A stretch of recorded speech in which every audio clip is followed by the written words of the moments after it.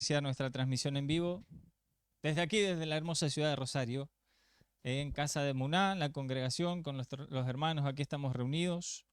Hemos podido cantarles salmos a su nombre, alabar a nuestro gran rey, y estamos aquí convocados por él en en un nuevo día de la cita de Yom Truá, de Yom HaPekudá, de Yom Adin y de Rosh Hashanah. Es decir, todo es la misma. Vamos a ir abriendo nuestras Biblias. Quiero compartir un texto que está fuera de lo que vamos a predicar, pero ya para que usted lo tenga a mano, en el libro de los Salmos, en su capítulo número... Esto voy a bajar un segundito y luego lo vuelvo a poner en su lugar. Libro de los Salmos, su capítulo número 135, por favor. A ver.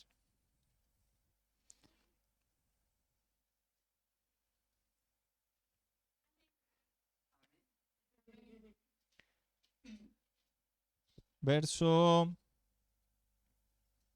Bien.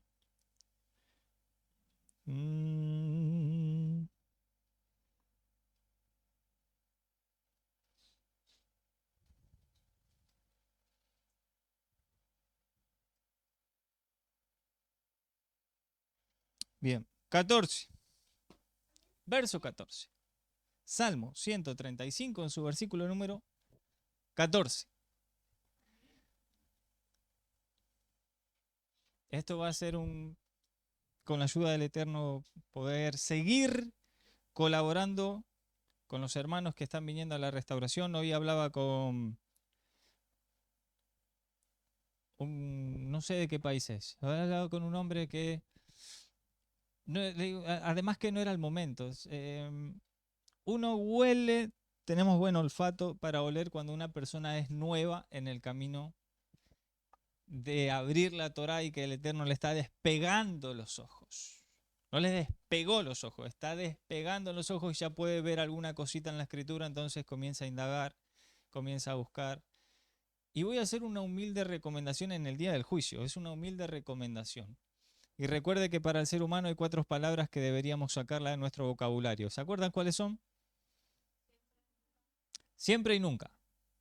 Siempre te voy a amar, nunca voy a hacer esto, y el siempre no es siempre y el nunca no es nunca.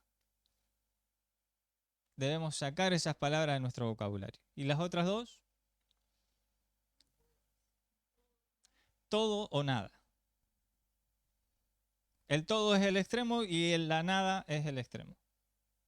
Y a veces todo no es todo y a veces nada es nada. Nunca llegamos al nada. Al final siempre estamos aflojando. Entonces son términos. Todo lo que aprendí estaba mal. ¿Todo lo que aprendimos estaba mal? No. Siempre me enseñaron mal. ¿Siempre te enseñaron mal? No. Entonces esos términos que son como, además de ser absolutos, son extremos, hay que eliminarlos de nuestro vocabulario.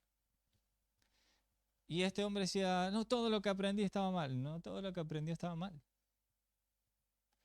Y me doy cuenta cuando son nuevitos porque empiezan generalmente a bombardear de dónde venían o lo que ahora ven, y entonces comienzan en el día del juicio comienzan a ejecutar juicios por todo lugar también.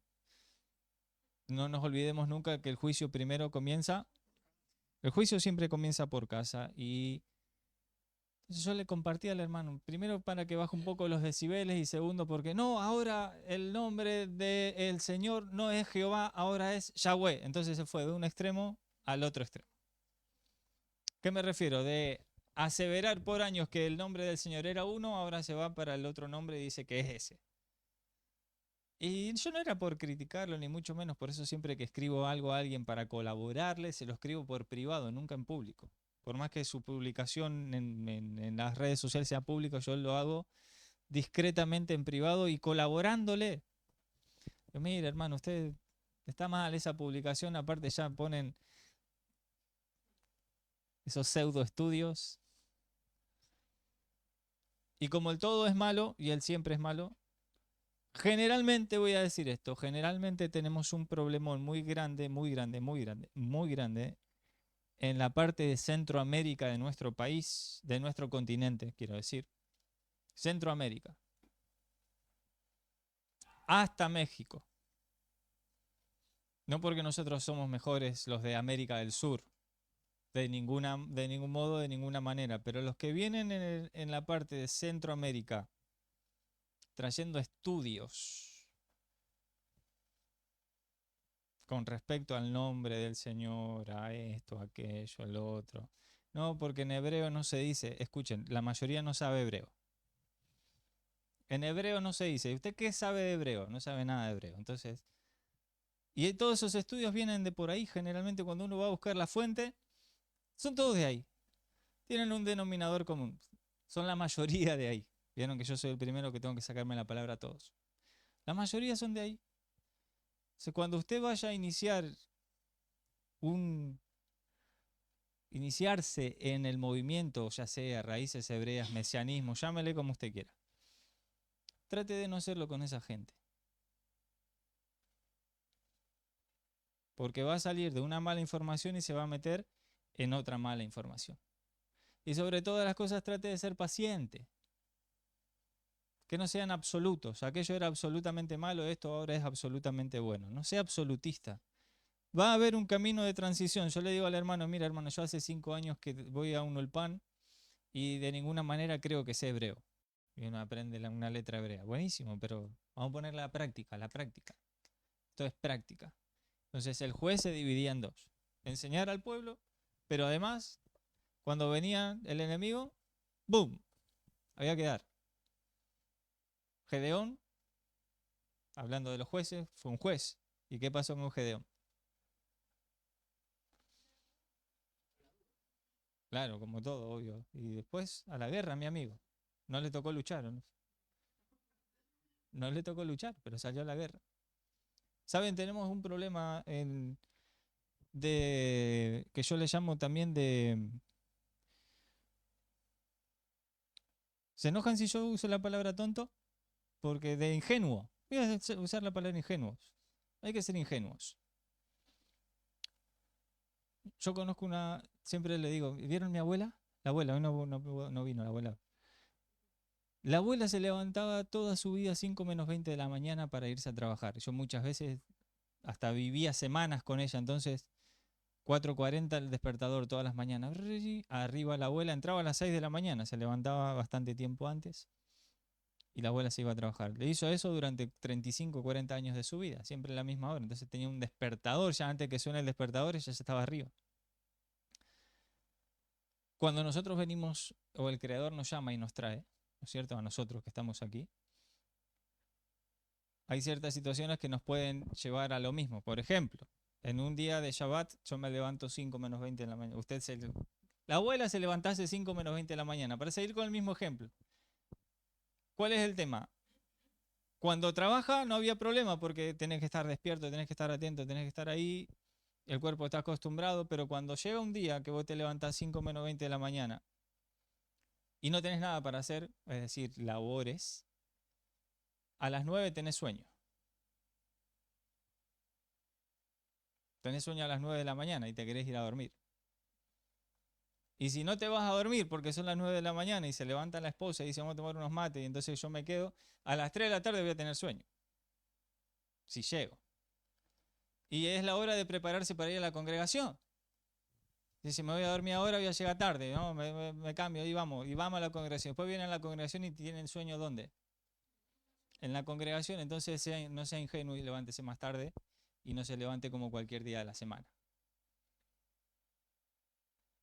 No sea mosquito. Ay, pero yo soy así, pastor. Bueno, cambie. Sea más despierto. Sea dormido. Porque acá no tiene que venir a dormir, acá tiene que estar despierto. Porque después lo van a dormir afuera, si no.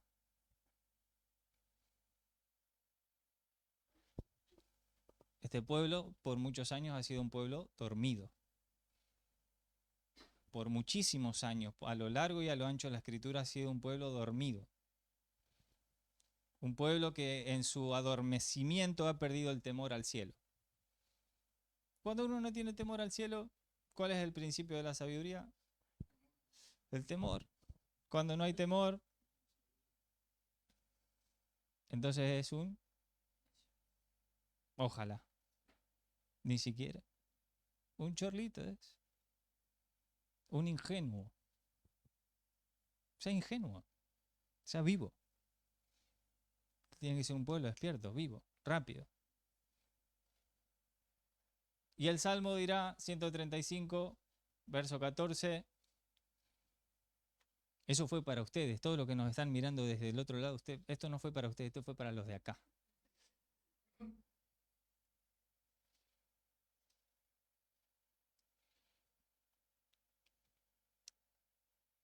Kiyadim Hashem amó,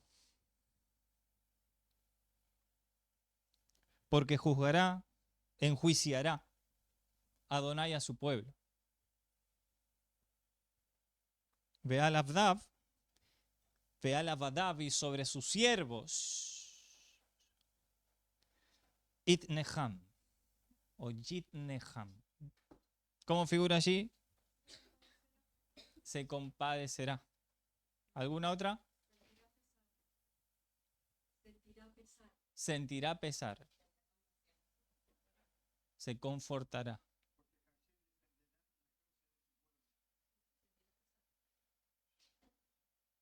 Defenderá, dice ahí. Aparece la palabra Yadin. El din le agregan una yud, una i. Entonces en vez de decir din, dice Yadin. En hebreo. Habrá un día en el cual Hashem Yadin los enjuiciará a su pueblo. Y sobre sus siervos, Yitnahem. ¿Qué Biblia es esa que dijo esa palabra? ¿Sí?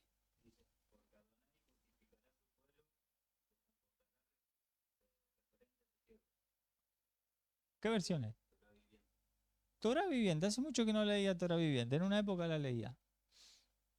Se confortará Hashem. Se consolará a sí mismo.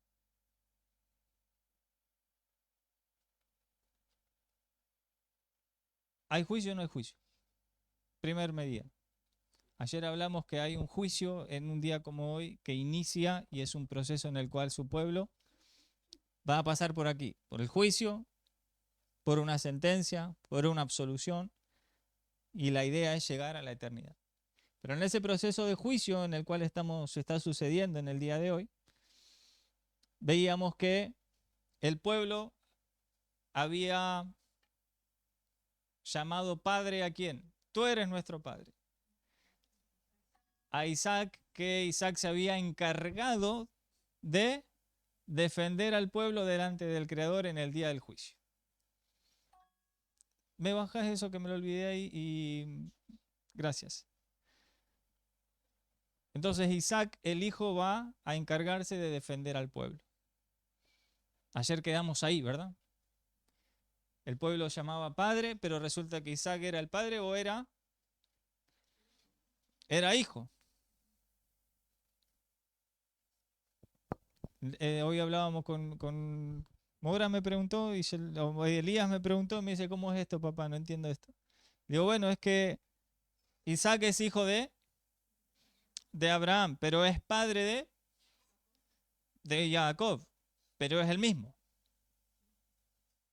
Es hijo y es padre a la vez. ¿Está bien? No es distinto. El mismo, o sea que el padre va a defender al pueblo delante del Eterno cuando el Eterno le dijo, tus hijos pecaron. Y el pueblo le dirá a Isaac, ahora son mis hijos. Resulta que ahora son mis hijos. Cualquier cosa, hetzi, decimos en hebreo, mitad y mitad. Vamos repartiendo los pecados. Y si no quieres soportar los pecados, me los cargas a mí. Yo me cargo los pecados y esos pecados, total, yo ya me sacrifiqué.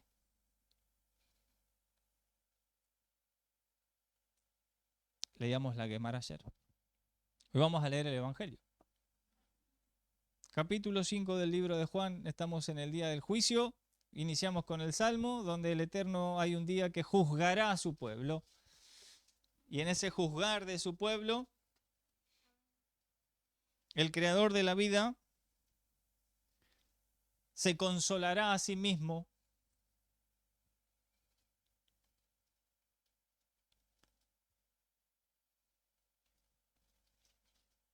¿Usted se puede consolar a sí mismo?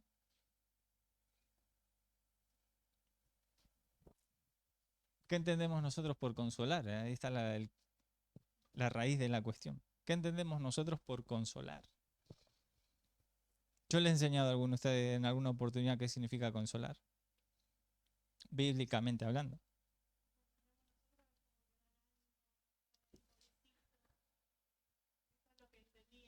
Bien. Tratar de tener empatía, ¿qué tal? Es una palabra que se ha usado mucho en la época de la pandemia. Hay que tener empatía. ¿Cuánto le duró la empatía a la gente? Yo siempre puse el ejemplo, la gente en las bolsas de basura escribía hay vidrio acá para que los que andaban por la calle, que los únicos que andaban por la calle eran los recolectores de residuos, no se corten la mano. Porque había empatía con esa gente que estaba en la calle en el peor momento y a las 10 de la noche o a las 9 se salía por las ventanas y se aplaudía ¿a quién? A los médicos, a los enfermeros que estaban dando la vida y que estaban ahí. Entonces había empatía en ese momento. Yo le dije, ni se les ocurra a ustedes hacer eso. Ni se les ocurra meterse en el mundillo en el cual la gente vive. Porque eso efímero. Absolutamente. De esta salimos mejores. ¿Saben cómo van a salir de ahí? Yo se los venía advirtiendo. ¿Vio a alguien ahora aplaudir a las 9 de la noche y 10 de la noche a los médicos?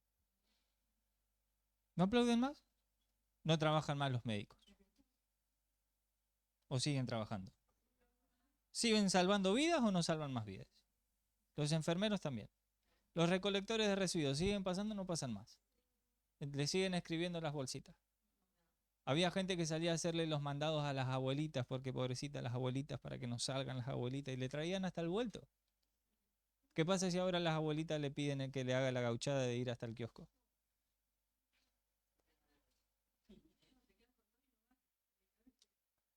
Por eso no hay que ser parte del mundo. No hay que ser parte de esas cosas. Ah, qué lindo, sí, buenísimo. Sí.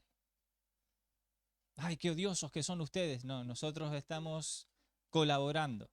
Y colaborar implica decir las cosas como son. Cuando decimos las cosas como son, entonces nosotros estamos colaborando. No solo se trataba de ser como Abraham y de dar tzedakat, tzedakat, tzedakat todo el tiempo, porque eso, otra vez, efímero. En cambio, cuando hacemos las dos cosas, las unimos, podemos sacar algo bueno de ahí. Podemos sacar algo bueno.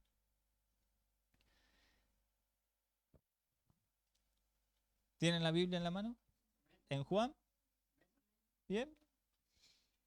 Capítulo 5, versículo 22.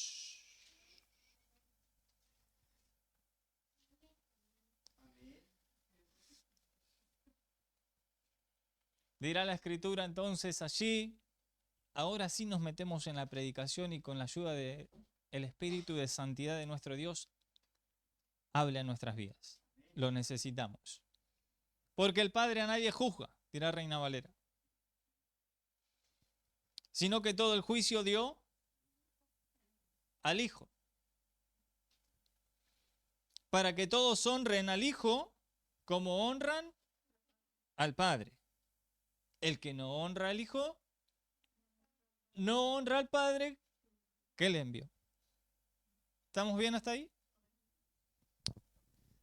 Cuando leíamos el Salmo 135 en su versículo número 14,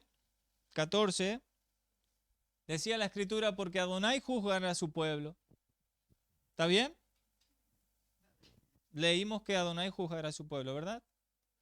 Habrá Isaías capítulo 33, y si no me equivoco es verso 22, hablará que Él es el juez, Adonai es nuestro juez, es el juez de toda la tierra. Pero resulta que cuando venimos al Evangelio dirá, Dios no juzga a nadie. ¿Juzga o no juzga? Pregunta. ¿Se contradice o no se contradice la escritura?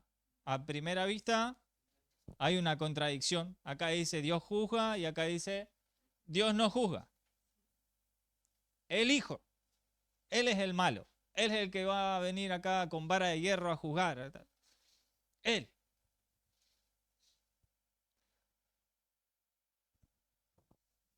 ¿Juzga? ¿Dios? Juzga al Hijo. Los dos.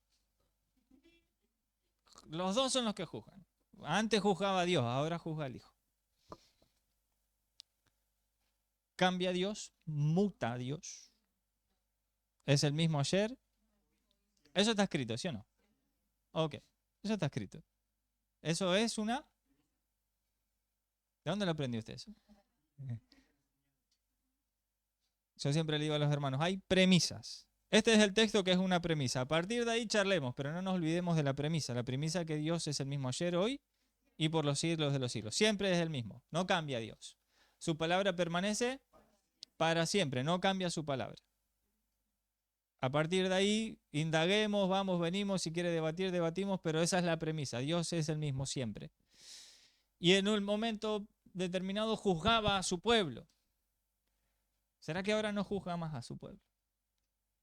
No, ahora Dios no juzga, ahora el que juzga es el Hijo. Está escrito en el Evangelio, el libro de Juan capítulo 5, verso 22. ¿Cuándo Dios le otorgó la potestad al Hijo de juzgar?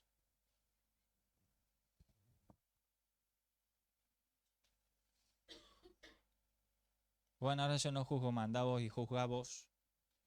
¿Cuándo sucedió eso?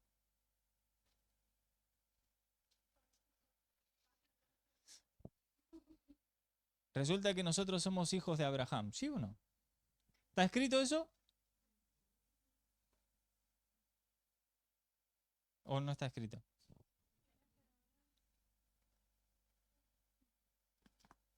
¿Vamos para Gálatas y volvemos? Bien. Carta a los Gálatas en su capítulo número... Vamos a leer, a ver. 2 textos.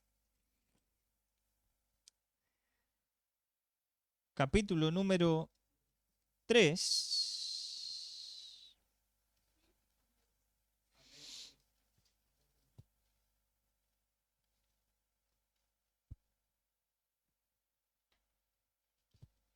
Verso 7. Verso 6 y 7.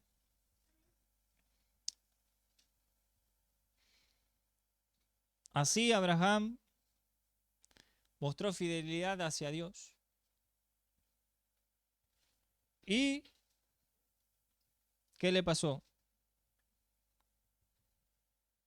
Le fue contado por justicia, dice ahí, ¿verdad? ¿Cómo se leía ese texto? No solo los compañeros de Casa de Muná, sino también los compañeros del instituto. Ese texto se leía así, porque ese texto ¿de dónde viene? De Génesis capítulo 15, verso 6. Entonces hay que leer ese texto de otra manera porque está escrito de otra manera, no porque nosotros querramos leerlo de otra manera. Ese texto está bastante mal traducido. Porque la Escritura nos enseñará a nosotros que fuimos salvos por obras, por gracia. Pero acá Abraham está siendo salvo porque creyó. Si yo creo, eso se llama obra. Entonces Dios me salvó porque yo le estoy creyendo a Él. ¿Funciona así? Sería otra contradicción en la Escritura. No funciona así. La gracia de Dios es la que salva. Luego le corresponde a aquel que halló gracia ante los ojos de Dios, le corresponde caminar en la fidelidad, es decir, adentro de las palabras de este libro. ¿Está bien? Eso es 1 más 1, hermanos, ¿eh? Esa es la ley básica de la que se llama gracia y porque alguna gente todavía no la tiene muy clara y cree que nosotros, los judaizantes o como le digan, nos salvamos por obras. Nadie se salva por obras, jamás ni jamás va a pasar. Nos salvamos porque su gracia ha sido sobre nosotros. Luego caminamos dentro de la fidelidad de este libro. ¿Ok? Le fue diseñado a Abraham Tzedaká. Así se lee. Le fue diseñado a Abraham Tzedaká. Justificación. ¿Qué es diseñar? Es contar o es presupuestar qué hacía falta para justificar a Abraham. ¿Qué hacía falta para justificar a Abraham? Lo mismo que hacía falta para justificarnos a nosotros. Ya conmigo, alguien debía morir. Entonces Dios desde antemano venía presupuestando qué es lo que iba a necesitar para salvarlo a Abraham y para salvar a la humanidad entera. ¿Qué iba a necesitar Dios? Un sacrificio. Eso es lo que está sucediendo en ese texto. Luego, sepan pues que los que son de la fidelidad, estos son hijos de Abraham. ¿Bien? Pero Abraham tuvo dos hijos. Uno de los hijos se llamó Ismael. Y el otro se llamó Isaac. Entonces la Escritura nos enseñará a nosotros que somos hijos de quién.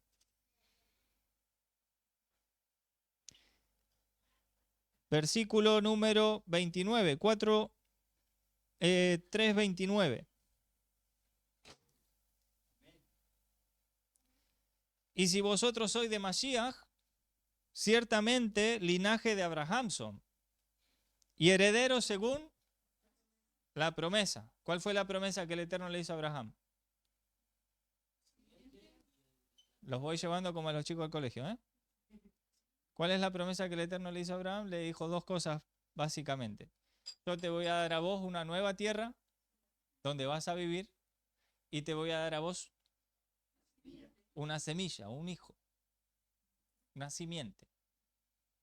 Y Abraham agarró a Agar y dijo, no sé a dónde Dios me va a mandar a la tierra, pero yo me aseguro un hijo. Y tiene un hijo con Agar. Y el Eterno le dice, no funciona esto así. Entonces, ¿cuál es el hijo de la promesa? 4:28. Mire que Pablo lo pone todo consecutivo, está todo juntito ahí. Y Pablo a los de Gálatas también estaba llevando como chicos para el colegio. Y le dijo, así que hermanos, nosotros, como Isaac, somos hijos de la promesa. O sea que venimos de la descendencia de Ismael o de la descendencia de Isaac. La Escritura dirá, como Isaac. Somos hijos de la promesa, conforme a la simiente. A partir de Isaac va a venir la simiente luego, que la simiente ¿quién es? Está escrito acá también. No habla de muchas simientes, dirá la Escritura, sino de una sola, la cual es Cristo o Mashiach. ¿Está ahí todo bien? ¿Un trabalengua esto? No es un trabalengua, sino que es un desarrollo que Pablo va haciendo y dejándote bien en claro de dónde venís y hacia dónde vas. Cuando la gente habla de identidad tiene que leer Gálatas. ¿De dónde venimos? ¿Para dónde vamos? ¿Venimos de allá? Vamos para allá. Somos de Mashiach. Y venimos de Isaac. ¿Ok? Y venimos de Isaac. Isaac fue llamado padre. Pero en realidad era, todo el juicio fue dado al hijo, pero en realidad era él, porque venimos de ahí. ¿Venimos bien hasta ahí? Juzga a Dios, pero ahora le dio el juicio al quién. ¿Y es otro? Es el mismo. ¿Quiere ponerle Isaac ahí? Es Isaac. Es padre en una función, pero es hijo en otra función. ¿Pero son dos Isaac o hay un solo Isaac? Y entonces, Dios es uno. ¿Está escrito ahí, sí o no? En dos funciones. En la función de padre y en la función de hijo. En la función de padre, Dios en un momento determinado había presupuestado que alguien debía morir. Entonces manda a morir al hijo. Como Abraham. Dios le habla al padre y le dice, llévame al hijo. Pero le dice, no, eso te estoy mostrando. Por eso la Escritura dirá, y allí Adonai será visto. Será visto que Ese cuerpo de sacrificio de Isaac no es Isaac. Tranquilo. Entonces Abraham dice, Baruch Hashem, gloria al Eterno. Hace sonar un shofar ahí, Abraham, para darle la gloria al Creador de la vida. Y dice, en este monte Adonai será visto. Ya conmigo, el Hijo. El Padre estaba diciendo, el Hijo será visto en este monte. Pero eran dos. Son dos funciones de la misma persona. Una función es papá, otra función es hijo, pero es el mismo. Entonces cuando relatábamos ayer un poquito acerca de la Guemará y vemos Juan 5:22 y nos detenemos a ver Juan 5:22, dice, porque el Padre a nadie juzga, sino todo el juicio lo dio al Hijo. ¿Qué significa que todo el juicio lo dio al Hijo? Que el Padre, diga conmigo el Eterno, puso sobre los hombros del Hijo, diga conmigo el Eterno, el Padre y el Hijo es lo mismo, en dos funciones distintas. El Padre puso todo el juicio sobre los hombros del Hijo para que el Hijo diga las mismas palabras que en la Guemará Isaac. Yo ya me sacrifiqué por ellos. Si vos no querés soportar el peso del pecado, tranquilo, ponelo sobre mí. Yo ya me sacrifiqué por ellos. Eso significa que todo el juicio fue dado al Hijo. Para que todos honren al Hijo. ¿Quién es el Hijo? Muy bien, esa es la respuesta. Para que todos honren al Hijo como honran al Padre. ¿Quién es el Padre? Y yo le decía a los hermanos, le digo, esto es sencillo, ¿sabe qué? Hay mucha gente que en otras culturas hablan en tercera persona de sí mismos. En otras culturas, por ahí no tanto la nuestra. Los tangueros, no hace tantos años atrás, hablaban en tercera persona cuando estaban hablando de ellos mismos. ¿Qué jugador hubiera sido Maradona si no se hubiera drogado? ¿Quién dijo esa frase? Maradona. Hablaba en tercera persona de sí mismo. Entonces eso es normal y es común, pero en la escritura como que nos quedó lejos eso. No. Una cosa es el Padre, otra cosa es el Hijo.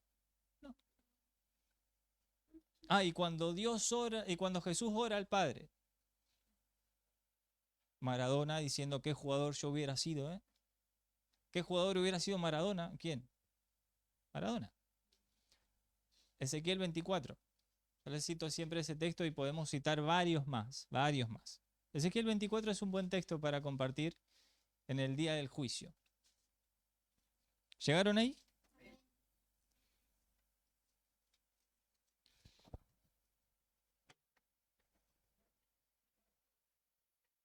Antes de leerlo, yo le pregunto, ¿quién escribió el libro de Ezequiel?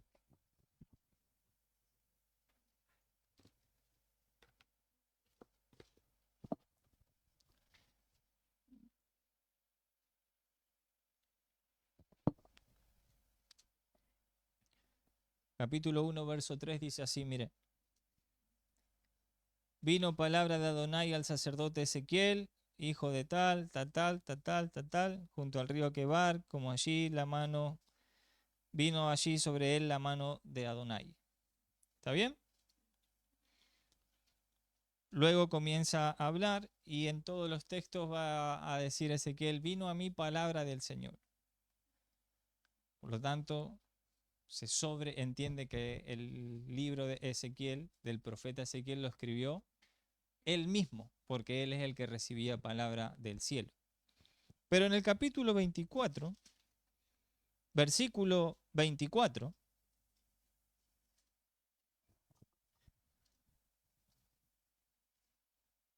alguien dice, Ezequiel pues les será por señal, según todas las cosas que él hizo, harán. Cuando esto ocurra, entonces sabrán que yo Adonai, que yo soy Adonai, el Señor. ¿Está bien? En el libro de Ezequiel vamos a encontrar un texto, estoy brindando solo un ejemplo de todos los que podríamos encontrar, en el cual, en aquel libro que Ezequiel escribe, dice, Ezequiel les será a ustedes por señal, según todas las cosas que él hizo. ¿A quién estaría señalando allí?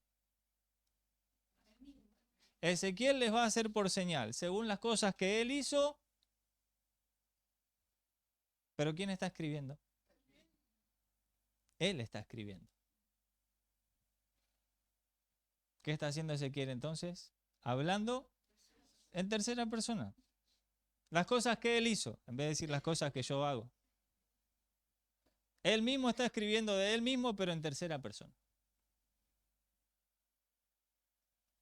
¿Por qué les cito este texto? Para que ustedes cuando vengan a ver el Padre y el Hijo y digan, ah, sí, el Padre, ah, sí, el Hijo. El Hijo ora al Padre. ¿Qué es eso? Recuerden a Ezequiel diciendo, según todas las cosas que él hizo. Si está hablando de él. Según todas las cosas que yo vi hacer a mi Padre, así hago. ¿Qué significa eso? Todas las cosas que yo mismo hacía cuando estaba ahí arriba son las que estoy haciendo acá abajo. Todas las cosas que yo hacía mientras estaba ahí, ahora las estoy haciendo acá.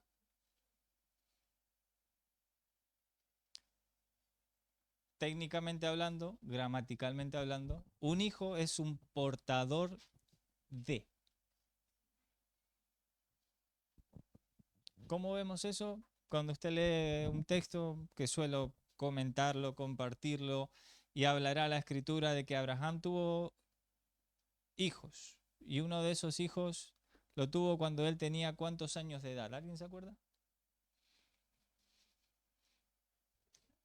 Sí, sí. Muy bien. Lo vamos a buscar para que usted lo vea. Tenía. En hebreo no dice tenía, en hebreo dice la palabra ben. Hijo de 13 años. ¿Suena bien? En hebreo yo tendría que traducir su hijo, hijo de 13 años. No. Su hijo, portador de 13 años.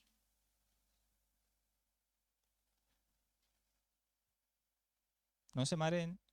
Es más fácil de lo que parece. Ben traducen como hijo. Yo digo, le iba a señalar a Emma, pero todavía no tiene hijos Emma.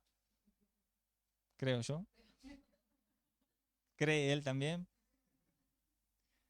Ben no. Estoy hablando de su hijo. Es la palabra Ben.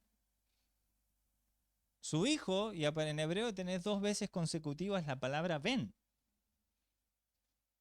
Su hijo, hijo de 13 años. ¿Se lee así? No se lee así, se lee su hijo, portador de 13 años. Así como leímos que Abraham era portador de 99 años, leemos Ismael era portador de 13 años. Portar, cargar, tener. Por eso le ponen tenía. Pero la palabra ben no solo es hijo, la palabra ben es portador. Aquel que porta algo sobre sí mismo. Entonces, cuando usted lee la palabra hijo, entienda que es un portador de. Después vemos que cuando habla de edad será de edad y cuando habla de deidad, el portador de la deidad, en cual estaba toda la plenitud de la deidad, habitaba corporalmente en él estaba portando la deidad, el Hijo. ¿En quién habitó toda la plenitud de la deidad? En el Hijo. Pero el Hijo no es otra cosa sino el Padre. ¿Qué entendemos por Padre? Porque por Hijo entendemos portador.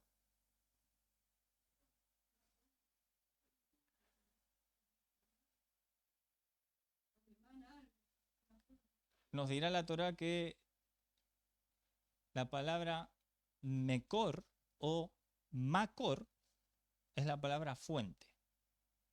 ¿Ok? La palabra fuente. Dice el Salmo que Dios es la fuente de la vida. Dios es la fuente. De la fuente proceden todas las cosas. Cuando uno va a tomar agua, abre la canilla y tomamos agua. ¿Pero de dónde proviene el agua? De una fuente. Puede ser el río. Porque es que hay que bajarle el micrófono porque como tiene el auricular tengo acá un loro. Y me escucha más fuerte porque por acá sale más fuerte ahí. Una fuente. ¿Se ve la fuente? ¿O usted abre la canilla y sale agua ahí? ¿Ve la fuente? Usted es lo que el hecho. Ve el agua ahí. Pero usted sabe, si se pusiera a diagramar en su cabeza, cosa que ninguno hacemos, porque no hay necesidad, pero bíblicamente sí hay necesidad, que Él es la fuente de la vida. De Él proceden todas las cosas. Todo es por Él y Él es la fuente. Cuando nosotros agarramos un libro en hebreo y queremos ver quién lo escribió, ahí dice Macor. Macor es el autor del libro, es decir, la fuente. Cuando hablan gente que entiende de estas cosas, dice, ¿cuál es la fuente del libro que leíste? Entonces, Macor, la fuente. ¿Solo es la fuente Macor? ¿Qué le estamos diciendo a una persona cuando le decimos, ¿de dónde proviene eso?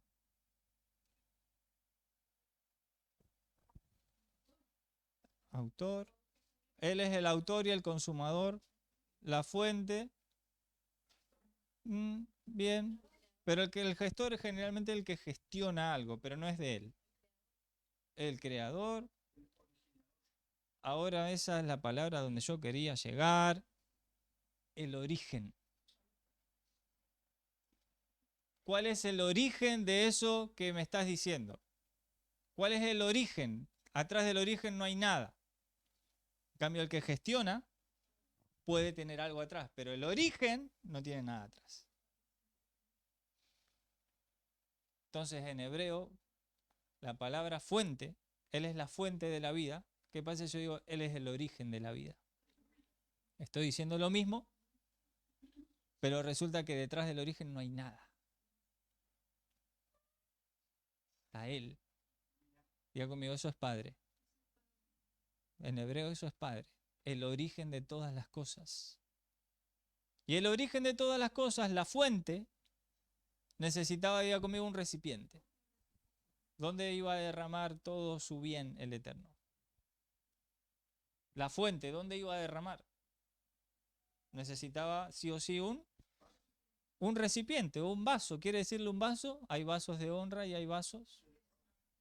Necesitaba un vaso para derramar todo su bien, toda su deidad. Diga conmigo, necesitaba un cuerpo. Necesitaba un cuerpo, Dios, que pueda entrar en este mundo. Porque cuando Moisés le dice, yo quiero que me muestres, y el Eterno dice, mira, así como estoy no te puedo mostrar. Por tu bien, no por el mío. No puedo mostrarme así como estoy, pero me estoy preparando un cuerpo, dirá el Salmo, más me preparaste cuerpo. Preparó un cuerpo que pueda estar apto para ingresar acá. Entonces él vino, se preparó el cuerpo a sí mismo y vino y habitó y estuvo entre nosotros. El Padre le dio al Hijo la potestad de juzgar todas las cosas. El origen le dio al portador que juzgue todas las cosas. ¿Y quién es? El mismo, no dos. El mismo. Un día vamos a hablar de esa palabra y con ese ejemplo y todo. Y con ese ejemplo. Yo siempre les digo, es una Coca-Cola derramada. ¿Por qué digo Coca-Cola? Porque a mí me gusta la Coca-Cola. Usted me puede decir un vaso de agua y yo, una Coca-Cola, usted compra una Coca-Cola y usted la derrama en un vaso de agua, escúchame, en un vaso vacío. No me va a dar mezclada con agua, Dios mío. En un vaso vacío derrama la Coca-Cola, la pone ahí. En el vaso es Coca-Cola y lo de la botella es Coca-Cola. El padre y el hijo.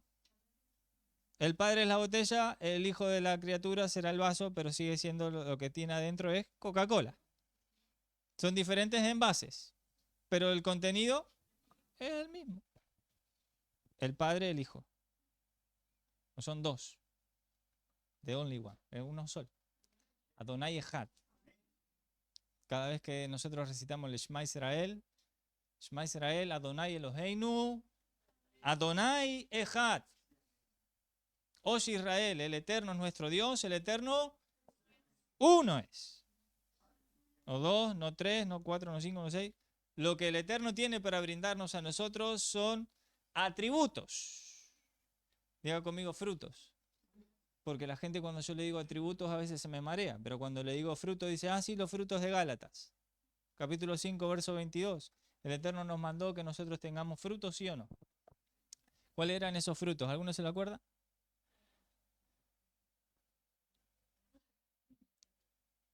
Todos esos deberían habitar dentro de nosotros. ¿Somos 7 distintos o somos uno solo?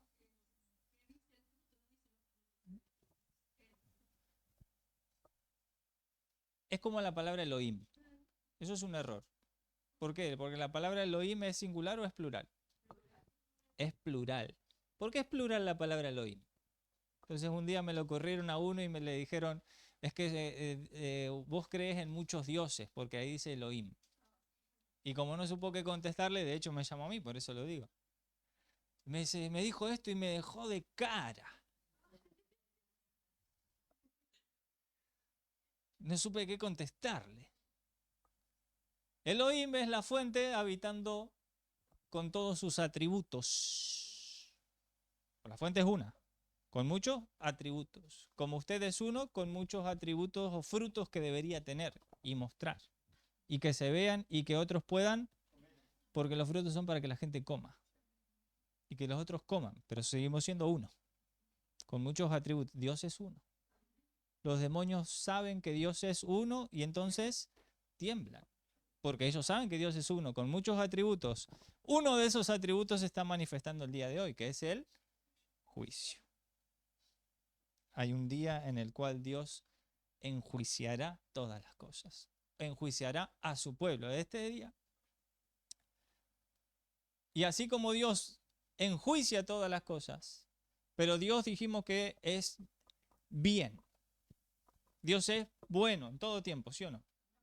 Aun cuando nos hace pasar por un juicio, Dios sigue siendo bueno. Y no, mira, ahora me va a sacar los trapitos al sol, Dios.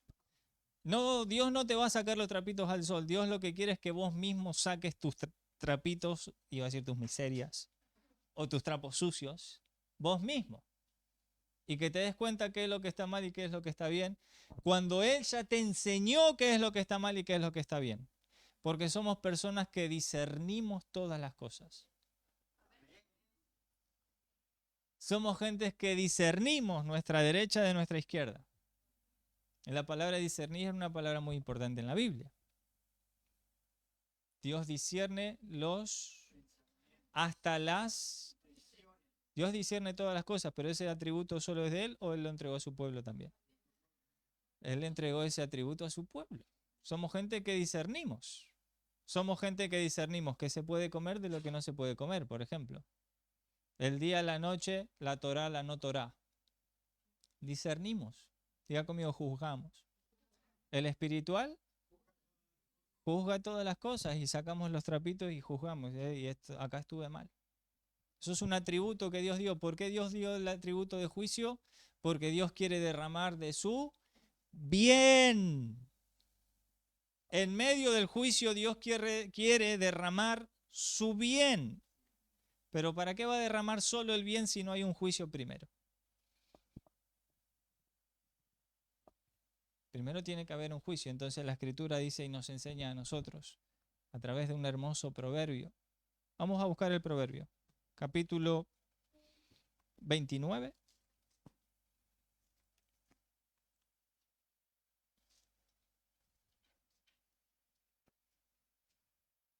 Ay. ¿Quién dijo amén? No le reconocí la voz, por eso dije. ¿Sabe quién pensé que había sido?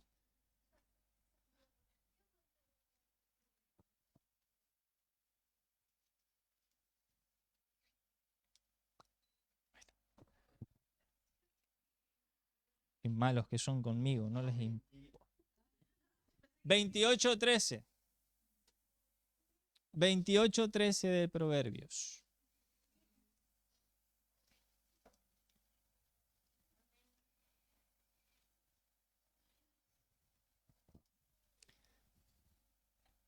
En español nomás, mire, no me voy a poner hebreñol ni nada. Dice, el que encubre sus pecados, no yasquil, no prospera.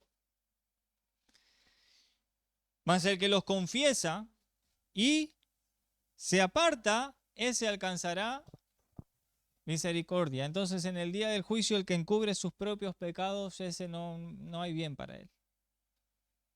Pero el que los confiesa y se aparta, para ese Dios está esperando a derramar de su bien. No puede haber un juicio si primero no... En el juicio se confiesa o no se confiesa.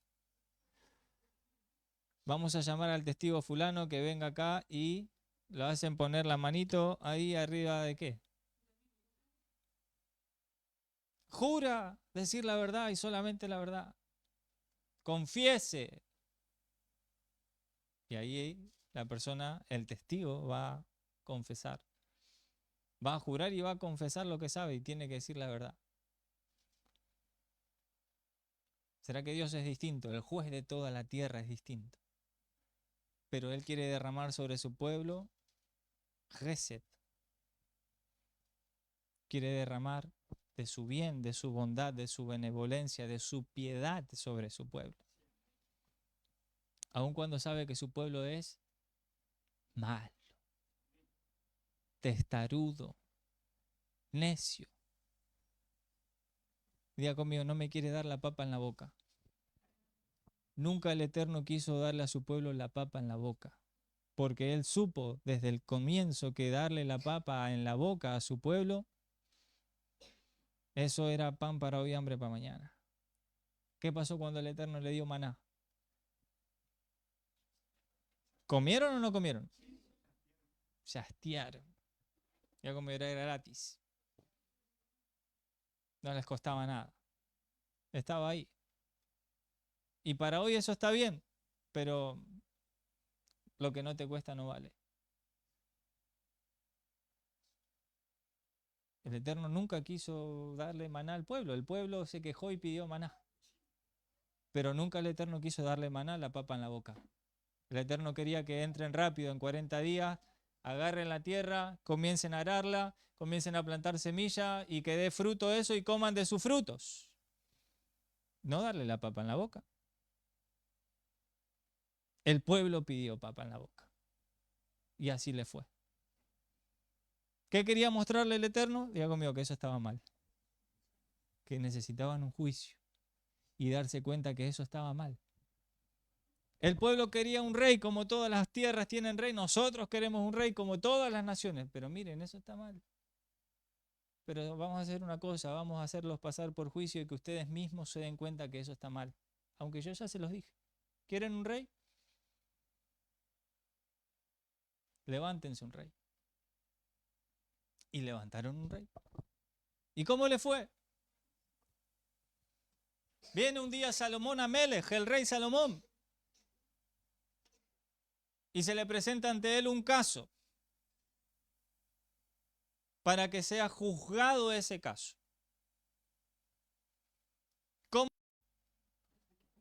¿Con piedad? ¿Con misericordia? Es malo el rey. Ay, ese pastor no tiene amor y siempre enojado. No me enojo nunca yo. Casi nunca me enojo. Pero sí que me gusta decir las cosas como son, sí, claritas. Si se enoja, el problema lo tiene el otro, ¿no? Todo lo que yo hago lo hago queriendo derramar como mi rey, como papá. Papá dijo, yo quiero derramar mi bien sobre ti, Pero para derramar el bien se necesita que la vasija reconozca que está mal. El que confiesa sus pecados, ese prosperará. Los confiesa y se aparta, ese le va bien. Ahí el Eterno quiere derramar su bondad, su gesed, su misericordia. No en las otras vasijas. No en el que cree que no tiene nada para cambiar. No en el que cree que todo lo que hace lo hace bien. No en el que cree que así como está, él tiene la razón. En eso el Eterno no quiere trabajar. Por eso es que la Escritura nos dirá que el juicio le fue dado al Hijo, para que todos honren al Hijo como honran. Y el pueblo le dijo a Isaac, tú eres nuestro padre. Isaac dijo, diga conmigo el Hijo. El Hijo dijo, no me honren a mí, honren al Padre. Y Masías dijo, yo no soy bueno. Bueno es la plenitud de la deidad, la fuente. Dios es bueno. ¿Y quién era? Él mismo.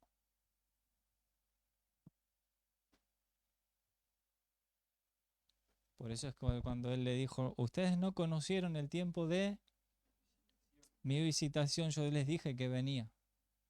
Los profetas escribieron de mí, Moshe escribió de mí, pero mientras estuve acá, no se dieron cuenta. Y caminé entre ustedes, y observé sus obras, y vi si había fruto para comer, pero no hallé nada. Que el rey en este día de juicio, cuando está pasando y pesando nuestras obras, haya algo bueno para comer en nosotros. Haya algo que tengamos para darle a los otros. ¿Saben cuál es la mayor virtud de nuestro rey? ¿Qué dijo usted antes con respecto a...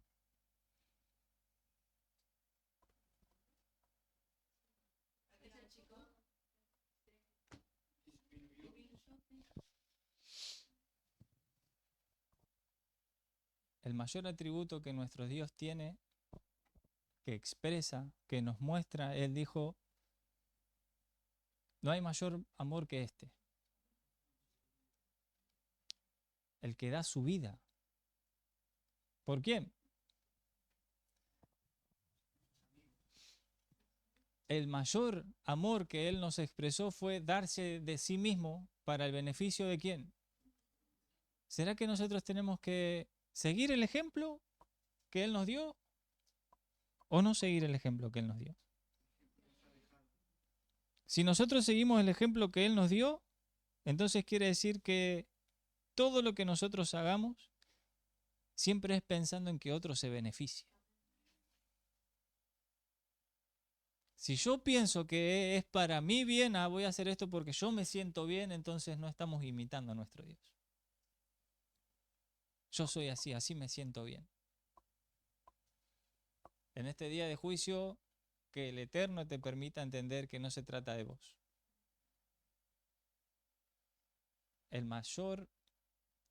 La mayor demostración que nuestro gran Rey nos ha dejado como lección es que podamos darnos para otros. ¿Él se entregó por Él o se entregó por nosotros? El amor no busca lo porque Él es el amor. Y Él no buscó su propio bien, Él buscó nuestro bien. ¿Amén? Así nosotros. Así nosotros, con ese ejemplo. Así nosotros. Ay, pero yo...